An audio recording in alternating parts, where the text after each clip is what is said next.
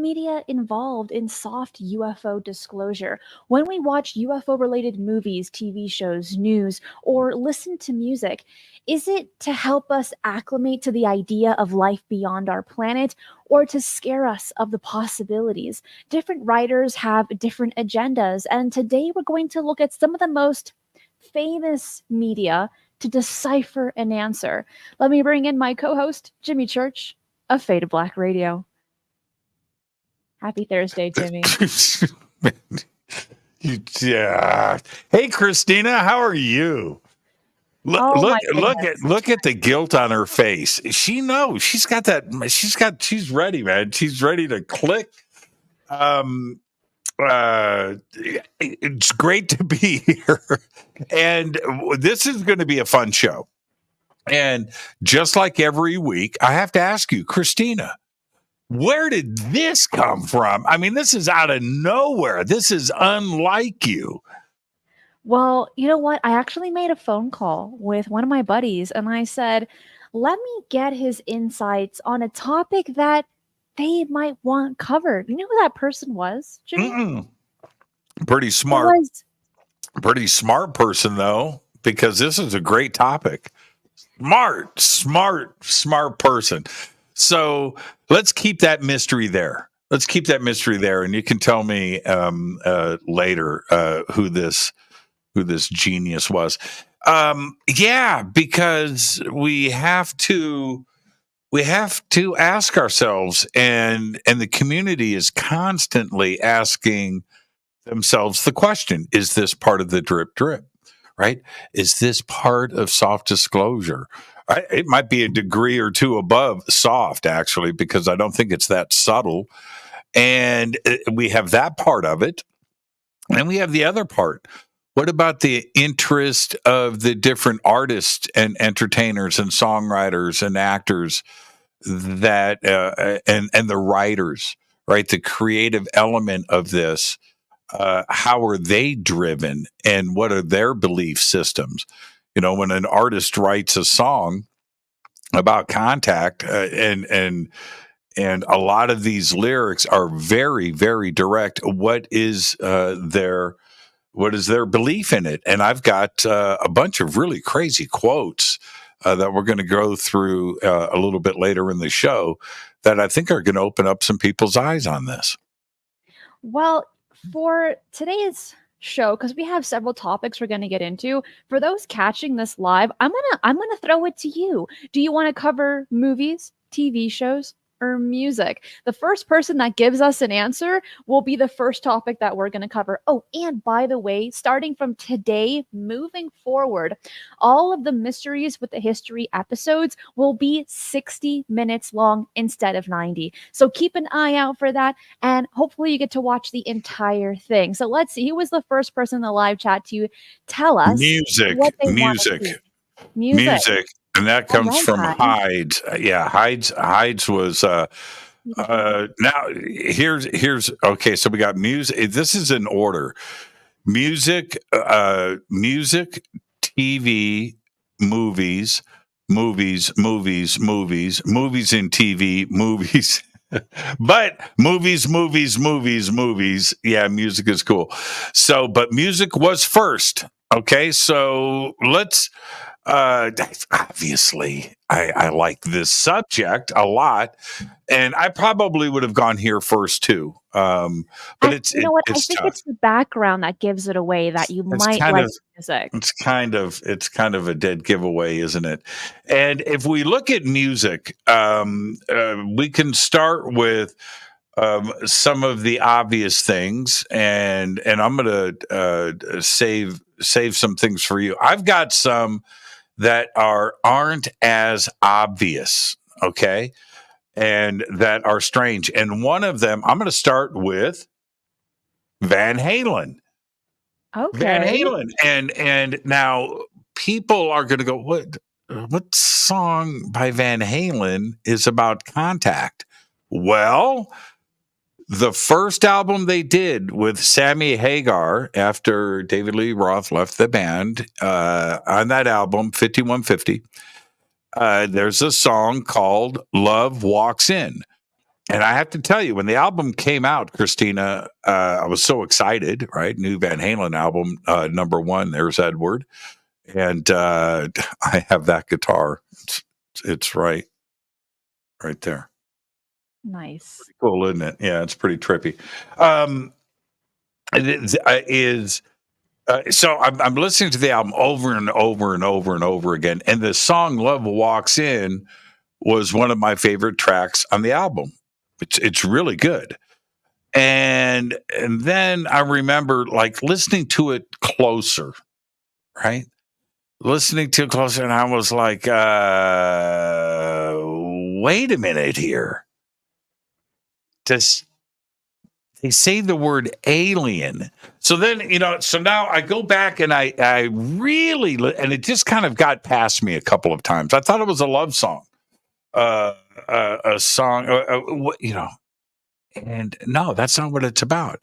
It's about making contact, right? And so Sammy Hagar, who wrote the song, said this about Love Walks In. Quote, I'm a firm believer. I have seen, have felt, have been contacted 3 times, maybe 4. I have received information that has been valuable in my life from extraterrestrials, ET, and they have used me. I'm going to sound like a complete nut here, but they have used me in an experimental fashion. The easiest way to put it is that they have downloaded my brain with information. End quote. Right. It's like, what? And then Sammy comes out with his autobiography. And one of the chapters in the book, he tells the story about one of his contact experiences. And he tells us in the first person, like, this is how it went down. And that a tube came down through the roof of his bedroom, the ceiling of his bedroom, and connected to the top of his head and started downloading information from a craft over his house. Yeah. Like this is how it went down, everybody. I'm just going to tell you, I'm going to be straight. This is how it happened. And he says this occurred 3 or 4 different times. And that's what Love Walks In is about contact. And the opening line, the opening word in the song is contact. Contact is what it takes. And I always thought it was a love song, like touching somebody, contact, and that's what it takes for love. And then once you find out the song is about aliens and you go back and you read the lyrics and you hear the words, it's 100% ET contact song. Crazy. That is pretty wild. And you know what? At the same time, it sounds slightly similar to David Bowie. So people that have followed his music are aware of his alien phase that he had. And he wrote a lot of songs pertaining to aliens and UFOs and other planets. One of his most famous being Starman. During the time of his fame, all the way up until his death, really, but during the 70s and 80s, he was just so heavily involved in media. He was an absolute trendsetter. Before he became famous, he actually helped assist in writing UFO magazines in the UK, but that's a side note. But when we're looking at media, he had mentioned, I think in 1 or 2 interviews before, that he was also contacted by an entity to help guide him write music referring to life beyond the stars. And he was one of the biggest musicians during his time. And so my question is, Jimmy, for you, because I'm aware that you listened to his music all during that time frame, did Hmm. he inspire you or your friends to just be curious about space? Because the first exoplanet wasn't discovered until 1992. Yes, Hmm. there was a Hmm. lot of like TV shows and movies in the 50s, late 50s into the 60s, but music, it hits different than television. There was, and you're right about that. There was so much talk in the music community when I was growing up about Bowie, and of course Ziggy Stardust and Starman, but he also in this whole ET contact alien side to him. And then he starred in the movie The Man Who Fell to Earth, which is about he plays an ET that comes to Earth. We don't need to get into that movie, which is unreal. And then they did a remake of it, a TV series. I think it was on HBO It was or Amazon. One of those, The Man That Fell to Earth. It's really, really good. Well, the original was with David Bowie, and I would say, as great as the remake was, the TV series. I've been waiting for season 2. The way that it ends in season 1 is like halfway through the movie, so there's a lot more to tell in that story. But anyway, there was always this talk around David Bowie and space and aliens and contact, and he definitely didn't hide it. The song Starman, which is only one of so many songs that he wrote about this, but the chorus in the song is just incredible, and it goes, "There's a starman waiting in the sky. He'd like to come and meet us, but he thinks he'd blow our minds, right? That we couldn't handle it. There's a starman waiting in the sky. He's told us not to blow it, right? Don't screw this planet up, because he knows it's all worthwhile. That life is worth living, right? So take care of the planet." And that's what Starman was about. And big hit, Ziggy Stardust. And if you go back to that period, 1970, 71, 72, that's not necessarily the image or what was on the pop charts. And Ziggy Stardust, this persona comes out. It's not David Bowie, it's Ziggy Stardust. And he takes on this persona and does the tour. And it changed everything. His music was so far out there. It seemed like it was from the future, Christina. And for those of us that were around back then, yeah, I'm that old. I was young. I was probably 8, 9 years old when all of this was really starting to take off for David Bowie, but it was played all over the radio. And you think of songs like Fame and when they came out and how big of how much of an impact that it had, but you would listen to it and you're like, this this is from the future. This doesn't sound like everything else that everybody else is doing right now. And that was David Bowie, huge impact on us. And he never hid that fact, his interest and his contact.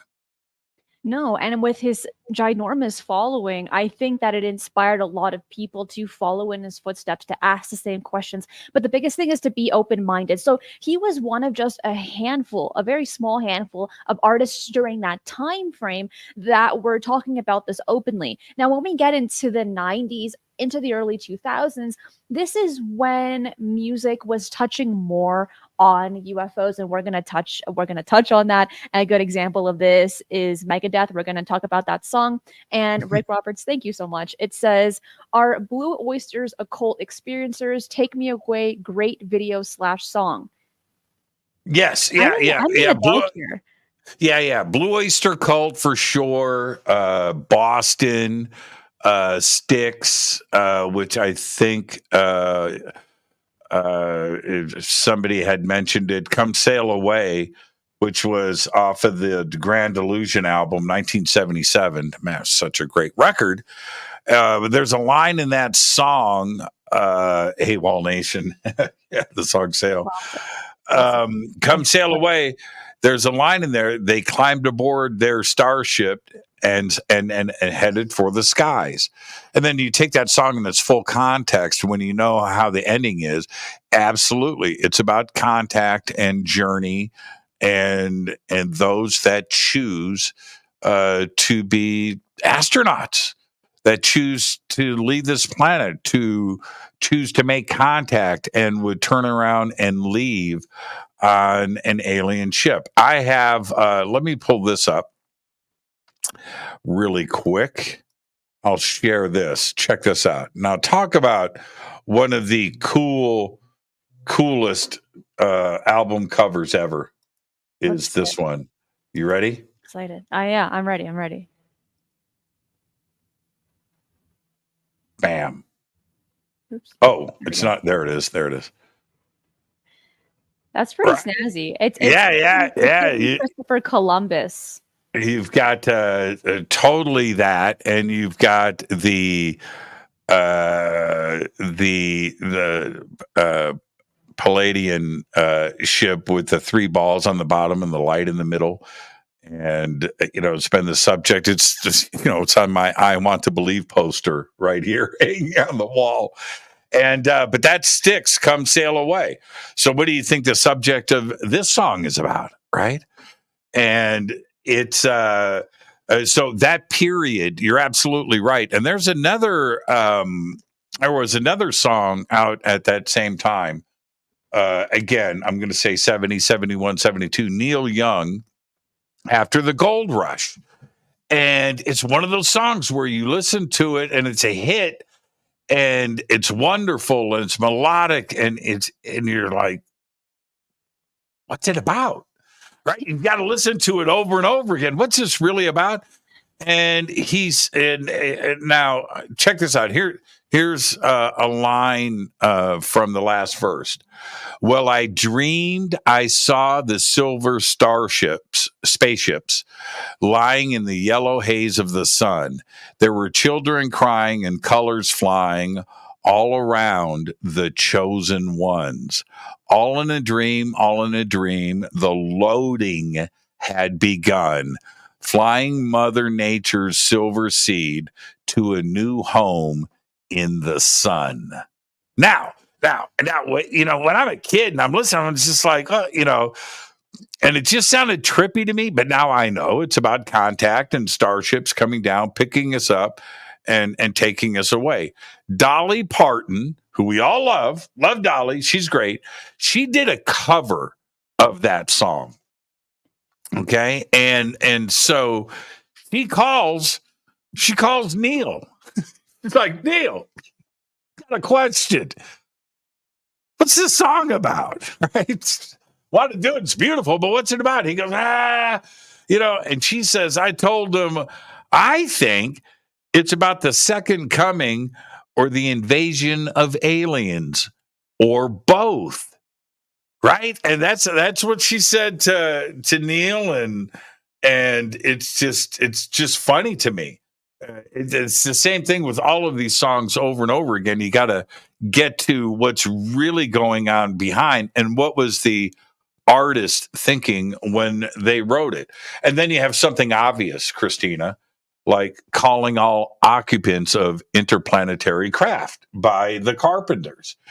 And that song, I used to play that on Coast to Coast all the time. That was some of the bumper music that I would use on Coast. And I remember when I chose to play it, I didn't know if people would get it. Why is Jimmy playing the Carpenters? What's this about? What's going on? But they did. And it's a song very directly calling out to our friends, calling all occupants, let's go. It's time for us to start to get along. Let's introduce ourselves. Pretty much. And the thing is that when we're looking at before the internet, the lyrics, you had to listen to the song and then write it down in order to get an understanding of what it was really saying, and then, screwing up some of the lyrics, thinking that you know what it's all about. And Android, thank you so much for that as well. The next thing that I think would be cool to talk about is Megadeth. This is between you and me. I have no problem admitting this. I didn't know about this band until looking up Huh? this song. Huh? I know. What? I'm behind on some things. What? I got a Megadeth guitar. It's not in here. Yeah, but what do you mean? So they did a song. I know. I'm just digging a hole for myself, ready to jump in. But the song that they created was called Hangar 18, created in 1990. And that song in particular delves into conspiracy theories surrounding UFOs and the US military, and specifically referencing the rumors of Hangar 18 at the Wright-Patterson Air Force Base, which is believed to have alien tech and possibly, extraterrestrial beings as well, very similar to Area 51. And so with these lyrics, which we can get into if you like, it's going into a bit more detail, talking about the possibilities. And I did a show a while back about celebrities having UFO sightings. And genuinely, a lot of celebrities have had significant sightings. And the question is, why? Is it because they have a bigger fan base and more influence over people compared to someone that's just walking their dog down the street? And when people write these kinds of songs or participate in movies or even direct movies, the question is, where are they getting that information from? Why are they covering it? What's the purpose? What's the agenda? Is it for them? Were they told to do it by somebody else? Or is it just because it's nice and it's trendy? I'm going to do, thank you, NP, for that. Really cool. I'm going to do my best Dave Mustaine impersonation right now, right at Cristina. What do you mean? You never heard of Megadeth? What do you mean? That's a great song. Yeah, Hangar 18. I mean, straight at it about that warehouse and what's there at Wright-Patterson. Megadeth, hugely influential band, and with just a ginormous fan base. And so you have a song like this, absolutely direct.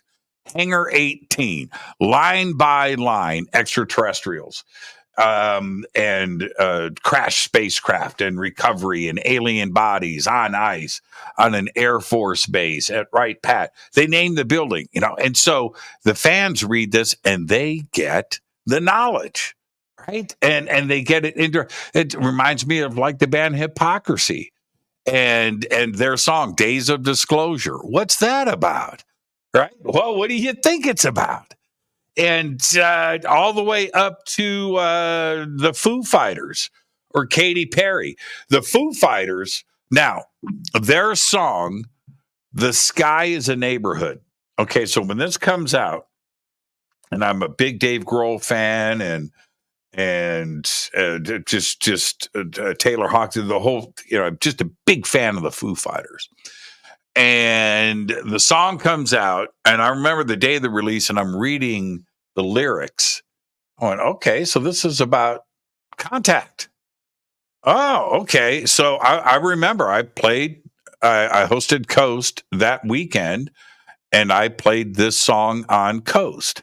Now, check this out. Dave Grohl, I'm going to quote Dave.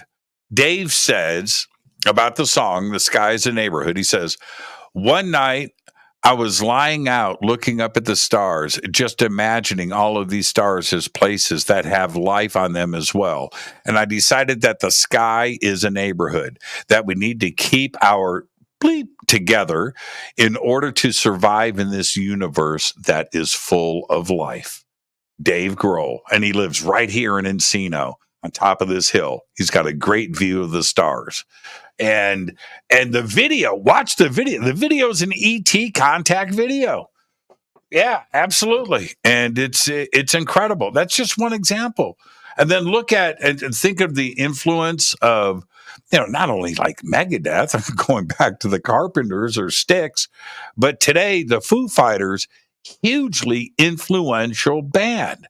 And then you got Katy Perry, who might be bigger. What song did Katy Perry write, Cristina? I know you've got it on your MP3 player. It's on your songs list, right? MP3, we don't use those anymore. Oh, what? Oh, it's a CD player. Is that what? Is that Close. But with Katy Perry, she wrote a song. Shockingly, it was 13 years ago, and it was called E.T. And the whole song is about aliens. Obviously, it says that in the title. But with this one, it was written in 2011 with Kanye West, and the video, like the music video and the lyrics, are all pertaining to life outside of our planet. And some of the lyrics go, ready for abduction, boy, you're an alien, your touch so foreign, it's supernatural, it's extraterrestrial. And here we're looking we're seeing the connection between extraterrestrials and a relationship. And is it because this relationship is very foreign to her and it's just a regular person, or is it actually extraterrestrial? When you're dealing with artists, there's all this creative freedom that you just got to like figure it out on your own. But this particular music video is an interesting one just because you're able to see Katy Perry change consistently from different types of alien makeup and alien costumes, more so than other music that we've covered thus far pertaining to alien themed music. Here's another image. We're able to see her makeup with her contacts. Yeah. I remember all of this. You see, when this song came out, I remember, it's called E.T. So immediately, right, you got my attention. And I'm listening to it. I'm listening to the lyrics, and I'm listening to what Kanye is singing. So, and then her parts. So Kanye's the alien, and she's the earthling. That's kind of the way the song lays out. But I'm listening to it, and I went back, and because you're picking up on all of the ET UFO language that is in there that we use. And there was this line. So I caught this one line in it about DNA. And I went, wait, alien DNA. This is getting good. So I went back and jumped online, and I got the lyrics, and I'm listening to the song and reading the lyrics at the same time. And it turns out that this is the line that she sang in the song. You're not like the others. Futuristic lover. Different DNA. Ah, man. Yeah. Is there a message there? Cristina, what do you think? Is there a message? What is she trying to say? Once again, looking at celebrities and the amount that have had their own UFO sightings, some of them have even been tipped off, to our knowledge, by those that are familiar. A great example of this is Muhammad Ali. During his time of fame, he had an interest in UFOs. He's had about 14 UFO sightings during his life. And he had mentioned that he knew someone in the government that was providing him footage and videos. And then he spoke out about it in one of his interviews, and people were laughing at him. But the thing is, there are a handful of other celebrities that seem to be a little bit more in the know than your average person, that they're able to incorporate into their art pieces. Is it by design? Is it because of interest? Is it because of agenda? And I'm going to keep asking this question because we don't fully have the answer. And the reason to why we're doing this show is asking the biggest question of, is media involved in some form of soft UFO disclosure? Are they using people like this to get people either ready for something big or to scare them of mere possibilities? Right. And I was just thinking of Tom DeLonge, and yes, now so here when To the Stars came out, And the story behind To the Stars Academy was always Blink 182's Tom DeLonge, right? Blink Right. 182's Tom DeLonge, Aliens, To the Stars Academy. It was like that. Let's write the article. Let's talk about this. Let's present.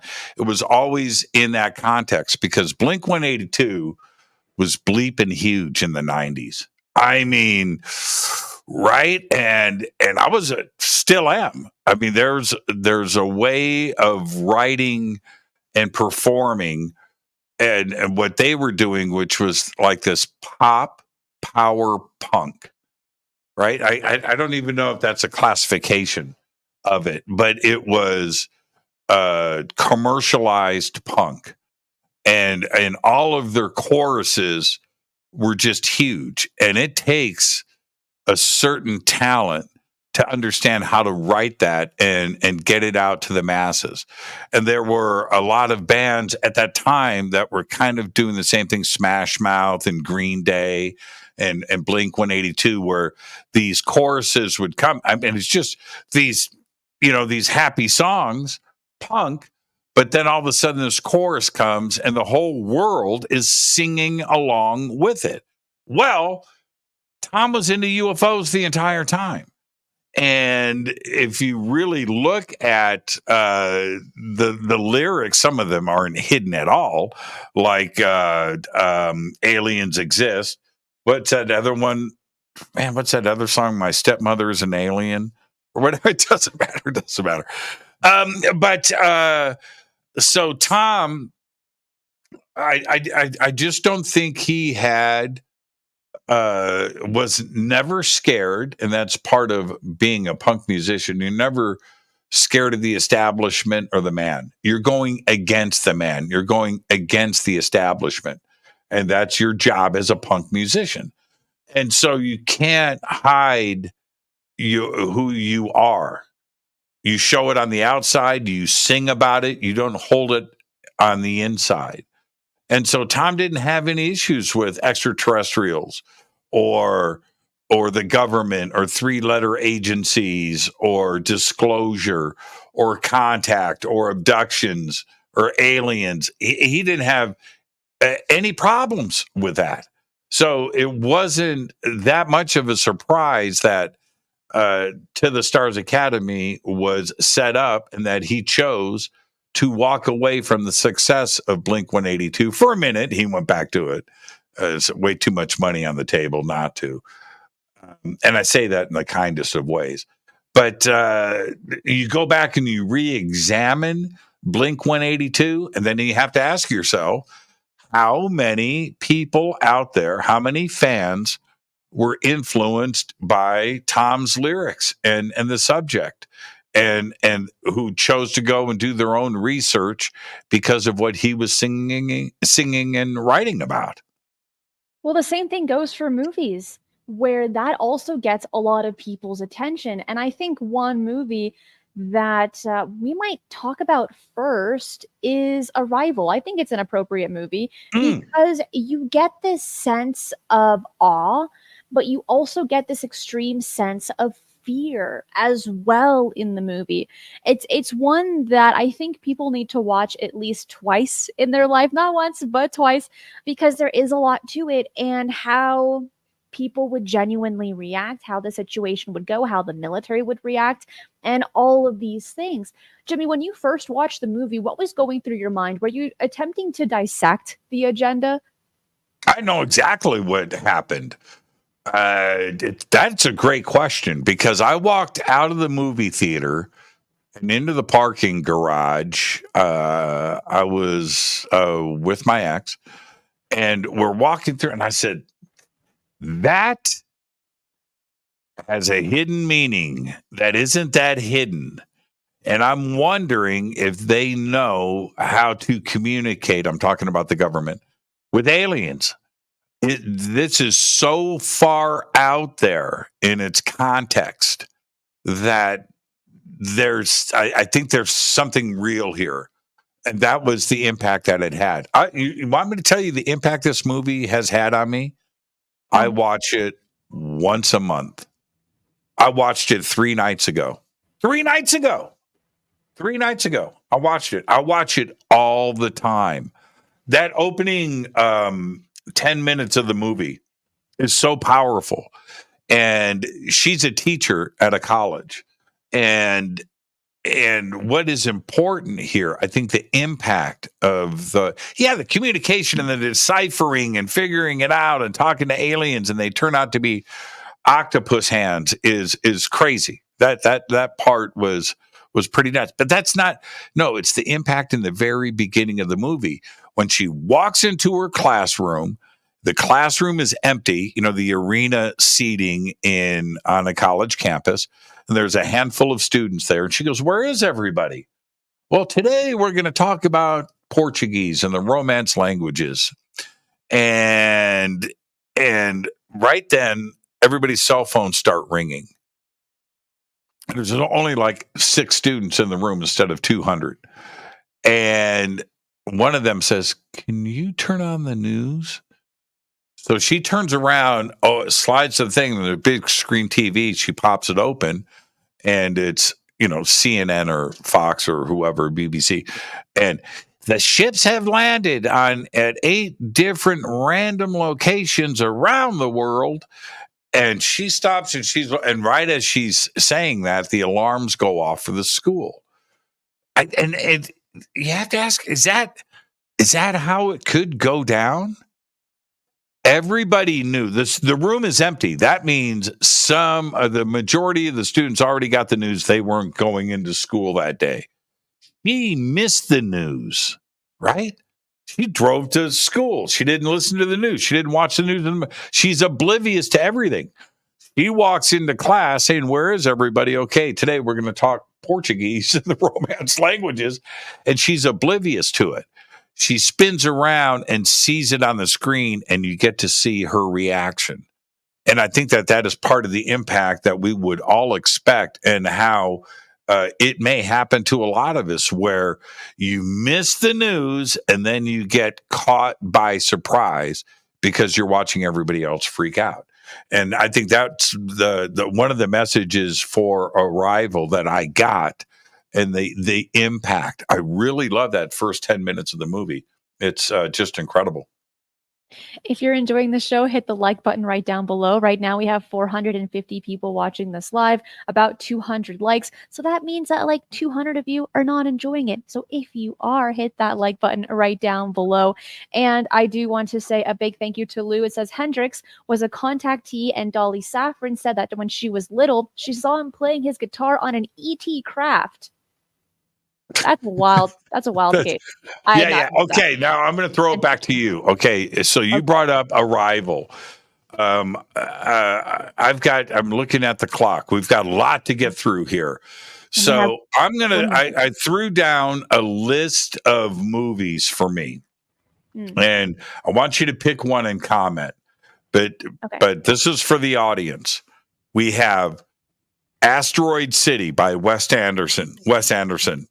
Came out about 6 months ago. Incredible movie. Mars Attacks, right? How about District 9? That's a movie that is not mentioned up front. That's a direct ET contact movie. Powerful. Under the Skin, Scarlett Johansson. How about Starship Troopers and Killing Bugs? Yeah. How about Starship Troopers? And what about a movie like Galaxy Quest? I am waiting for you to read like one of my favorite ones, and you haven't read it yet. Well, these are my favorites. These are my. So you don't care about, none of my list here impacted you? No. Well, yes, but not the one that I'm thinking of. And I'm actually going to share my screen because now I'm turning red. I'm digging a bigger hole. But it's this one. It's this movie that I love. Oh, that's a TV series. Much. No, that's another category. No, it's a movie. It's several movies. It's several. Movies. That's what a TV series is. Several movies. No. This is Okay. Well, childhood's end. Okay, let's this stay right there. Let's stay right there. childhood Let's and see, switch. well, the thing is, Let's Jimmy, with no, hold on. We are able to see UFOs and aliens in topics of movies. We've even seen it in the Super Bowl when it comes to American football. But you know where we don't see it? Do you know where? Sumo wrestling. What's that about?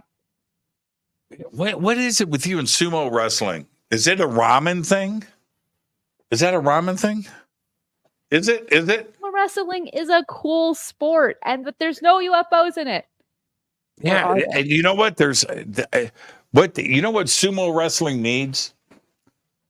Sponsorship on those thong things they wear. They need sponsorships. Like Verizon. And they get significant sponsorships. Do they really? Yeah. Right there. Does it say the top ranking sumo wrestlers are balling? They're making I bet they are. I bet they are. I bet they are. Okay, let's leave that right there. That's a whole nother subject. Let's stay on child. Okay, so let's shift to TV series. So I understand Childhood's End, which is on my list, by the way. Okay, for TV series. Just so we're clear on that. This one of Arthur C. Clarke's. Now I've got the book. The book is like this thick. It's a short story, right? It's like 50 pages or something. It's incredible how to make that story into a TV series. It's a 3-parter. It seems nearly impossible because it's such a huge story. It's such a big idea, which is why I think why Rama hasn't been made into a movie yet or a TV series. It's too big. It's too epic. And the same thing with Childhood's End. And Childhood's End is emotional. It's powerful. The title, The End of Childhood, Childhood's End, is exactly what goes down in the movie. And there are some really gut-wrenching, heartbreaking moments in this film, including the ending. And the ending is one of the heaviest endings that you can think of. And it's under the control of aliens. And that's, and I often, for those that haven't seen it, I don't want to give it away, so go and watch it. But Cristina, I used to say, there's no movie, there's no book, there's no TV series, there's no story that has a real ending. It's always the fairy tale Hollywood ending, right? Right? You got to end on a high note. Right? You've got to end. You got to have and it was something that I was always not only thinking about, but thought that maybe if I wrote something, I would write a real ending, an actual ending, how things should end in a real life story. And that's what Arthur C. Clarke did here in Childhood's End. The ending of the movie is about as dramatic and as emotional as you can imagine. It tears at you, doesn't it? The ending? Oof.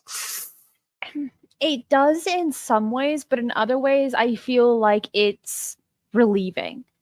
Just because, first of all, you have all the children that are saved from this disaster of planet Earth, while all of those that are adults, they don't make it, but our future are children, and so they do. And so I liked that part of the story, is that some people were spared.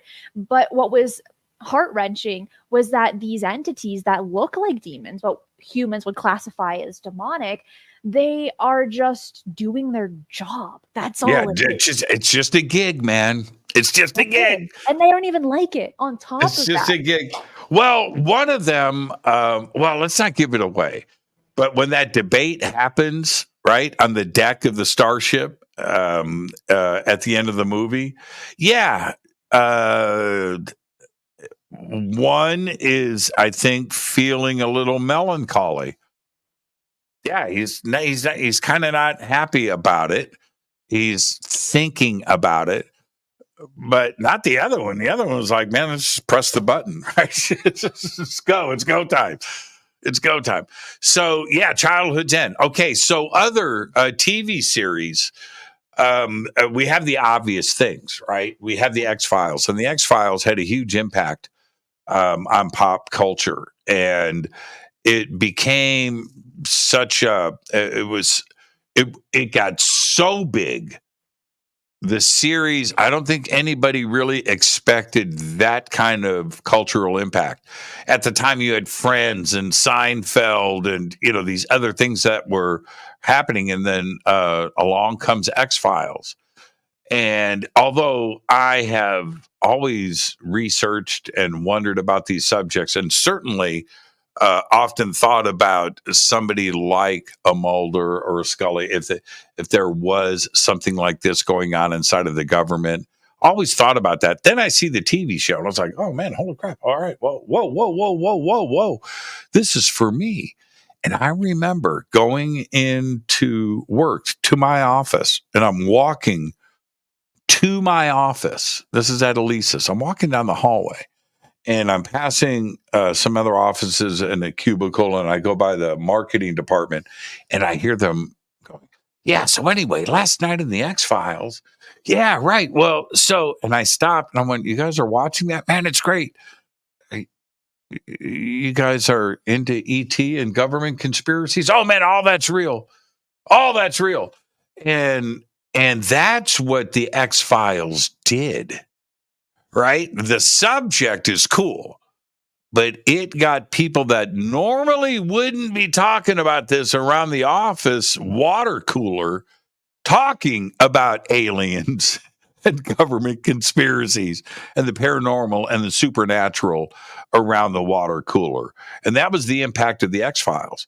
But then when you move on to other things, like right now, Cristina, when you look at what is happening right now with Three Body Problem, we just ran through 3 seasons of People of Earth, Lost in Space, both the original version and the new version, which was pretty incredible. The Expanse, The Expanse, in my opinion. And right now, Fallout is on, and it started last night. It's pretty incredible. But The Expanse, I feel, and I don't know if my opinion has necessarily changed, but I thought that The Expanse was like probably the best science fiction series ever made. I think it's better. It could be better than Star Trek, any version. Right? It's there's a possibility there, and that's strong. That's strong language, but that's how powerful The Expanse was. But was it better than the Twilight Zone? It's only one right answer to this, Jimmy. Could be. Could be. Could be. I almost and The Expanse is that good. Yeah, I know. It's blasphemy. It's blasphemy. It's heresy. The same category as Star Trek and the Twilight Zone? Yep. Ask anybody that has seen The Expanse. It's good. Ask anybody. I loved it. Ask anybody. Fringe, really good, but that was, well, I guess Fringe could have a little bit of ET because they had the Watcher dudes. So right, the Men in Black dudes. So I didn't really think about Fringe. Oh, what was that? Fringe is good, but the Twilight Fringe was indeed what? Oh, where are you reading? Let's see. Fringe was indeed awesome sci-fi. Oh yeah, awesome sci-fi. Okay. And Camp, thank you so much for that. Oh, I just hit those at the same time. Thank you, Camp. Well, yes. Okay. So I knew that people were going to bring up things like Babylon 5 and Battlestar Galactica. Yes, those were that was a really good era. V, Alien Nation. That was what was that? Fringe is not what, but still cool. Look. It's not in space, but it's still cool, right? Jonocide says, I never watched Fringe, but I will now. That Fringe, okay, I think it's what, 5 seasons?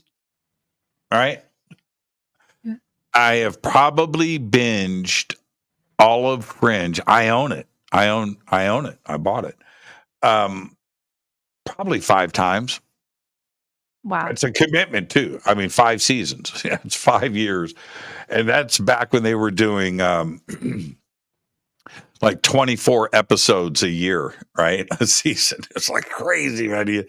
But yeah, it's really that good. And then, but if we go back and we look at 2, I think, very heavily impactful TV series, people want to talk about Star Trek, the original series, for sure. And then, of course, Strange New Worlds and Discovery and what is happening now. Yeah, all great. Next Generation, all that stuff. But if we go back to 1972, 1973, there were 2 series, the same production company, by the way, that made both. UFO and Space 1999. Both of those series, they came out back to back. Jerry Anderson, I'm trying to think of his wife's name. She was the producer and costume designer on it. They were just incredible. They were the ones that did the Thunderbirds, the puppets. Oh, you don't remember any of that. Okay, but the Thunderbirds was really good too as well. But they turned around and they did Space 1999 right there. There it is. And UFO. And both of those were hugely impactful shows. And on me personally, they hit me at the right age. And again, these are 2 TV series that I own and I watch. And then, so is there something? Is there a hidden message here? And then you go all the way around, and you advance to today, Cristina, where you have the new TV series, The Signal, and 3 Body Problem, both new, both huge TV series, and both are talking about contact from a signal. And you have to ask yourself, is there a hidden message here? Is this part of a drip, drip, drip of disclosure? What do you think about that? It's the same thing like with that movie and then Don't Look Up. It's very similar to that as well, where you're having this kind of hidden message. There have been a few people that have touched on it, stating that this could really happen. It's already happened. But when we're looking at this detail of a signal when it comes to certain movies and TV shows, like Contact, like Third Body Problem, and like the one I just mentioned, that movie Don't Look Up, when we're seeing something so consistent, it does raise a few eyebrows. And I think it was either Stalin or it was Hitler that said, if you tell a lie or a piece of information so many times, people will start believing it.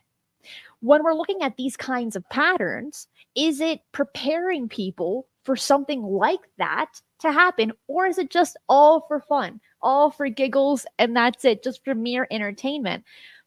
I'd like to think that there's a bit more to the things that we watch than just mere entertainment.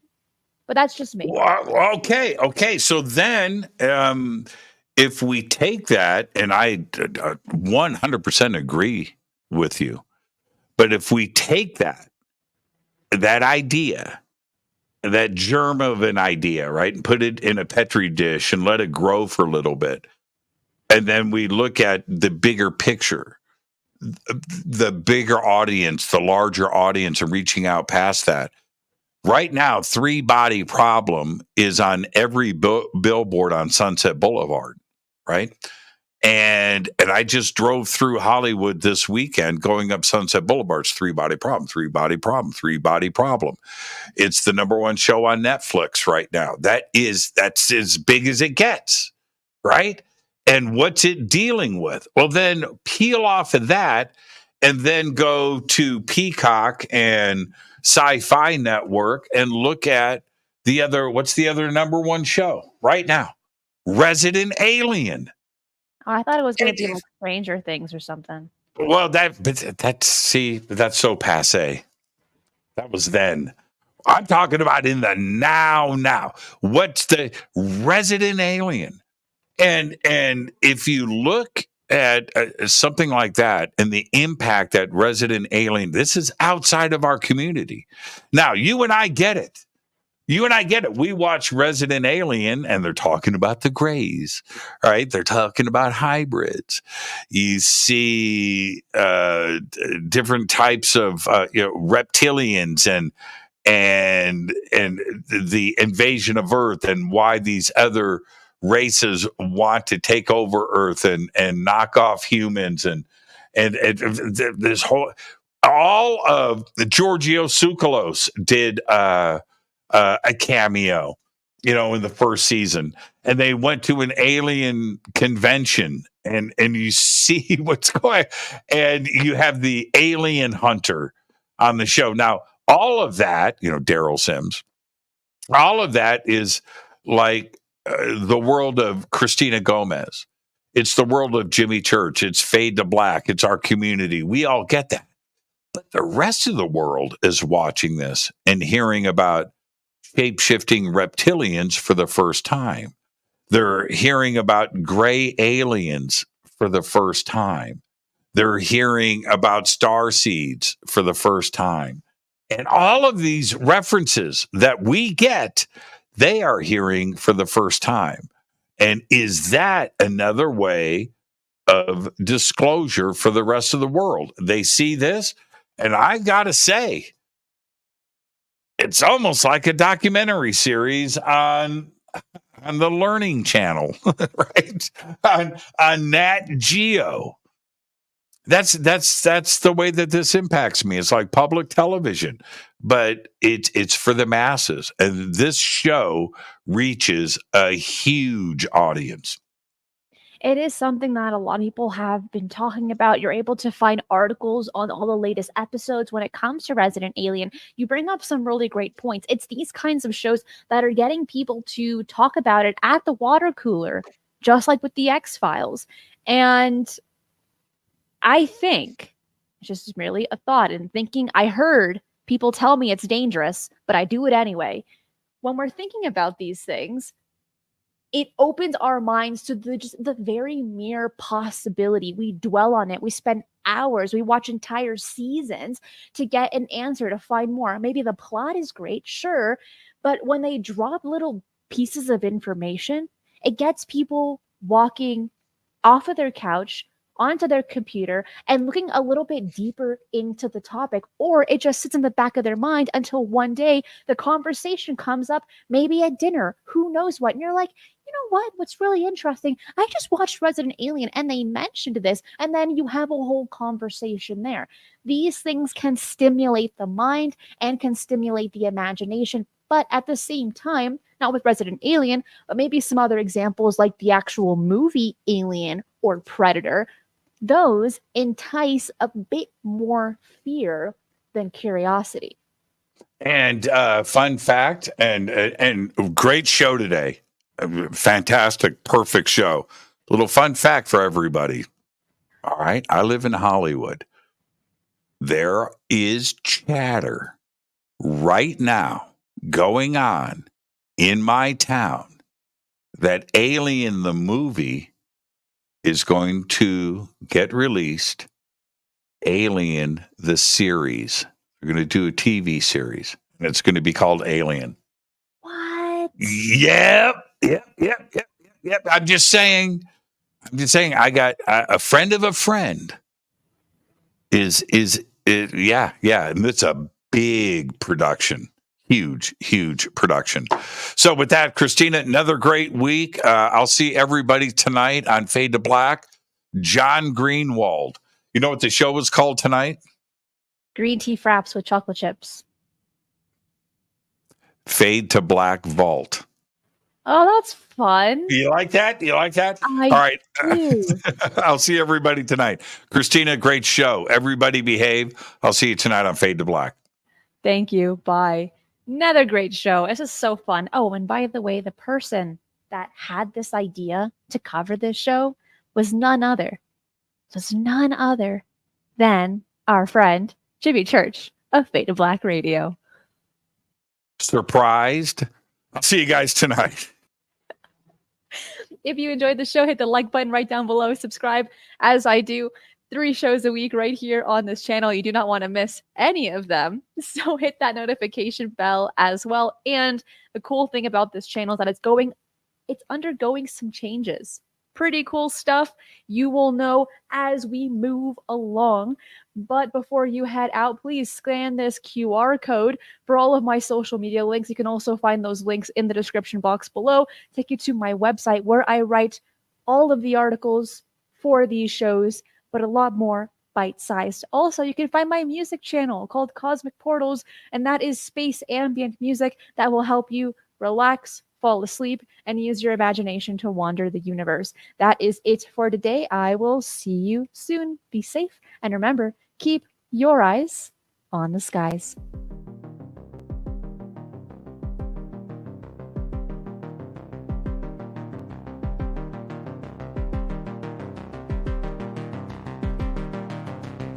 If you enjoy the strange and the mysterious, UFOs, the paranormal, and cryptids, this channel is for you. So make sure to subscribe as I do 3 videos right here every single week, and hit that notification bell so you do not miss any of the bonus content I post right here.